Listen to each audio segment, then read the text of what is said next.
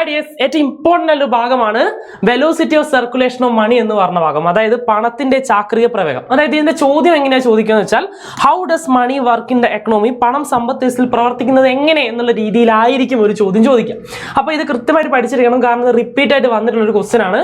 നമ്മുടെ മോഡൽ ക്വസ്റ്റിന് മുന്നേ ഉള്ള ക്വസ്റ്റൻസ് ഒക്കെ എന്ത് ചെയ്തിട്ടുണ്ട്, കുറേ മോഡൽ ക്വസ്റ്റിലൊക്കെ ഇത്തരത്തിലുള്ള ക്വസ്റ്റ്യൻ കണ്ടിട്ടുണ്ട്. അപ്പോൾ ഇതെന്താ ഉദ്ദേശം എന്ന് വെച്ചാൽ മണി എന്ത് ചെയ്യുന്നുണ്ട്, നമ്മുടെ എക്കണോമിയിൽ ഇങ്ങനെ സഞ്ചരിച്ചുകൊണ്ടിരിക്കുന്നുണ്ട്, അല്ലെങ്കിൽ മൂവ് ചെയ്തുകൊണ്ടിരിക്കുന്നുണ്ട്. അത് മൂവ് ചെയ്യാതിരുന്നാൽ എക്കണോമി എന്ത് ചെയ്യില്ല, ഗ്രോത്ത് ചെയ്യില്ല അല്ലെ.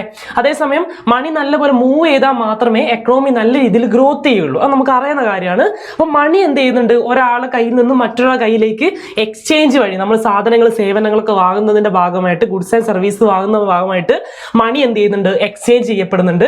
അതിങ്ങനെ സഞ്ചരിച്ചു കൊണ്ടിരിക്കുന്നുണ്ട്, അല്ലെങ്കിൽ സർക്കുലേറ്റ് ചെയ്യുന്നുണ്ട്. നമുക്ക് വളരെ എളുപ്പത്തിൽ പറയാൻ പറ്റും. ഇത് കൃത്യമായിട്ട് പഠിച്ചിരിക്കണം. ഇതിനെയാണ് നമ്മൾ എന്ത് പറയുന്നത്, velocity of circulation of money, അല്ലെങ്കിൽ പണത്തിന്റെ ചാക്രിക പ്രവേഗം എന്നാണ് പറയുന്നത്.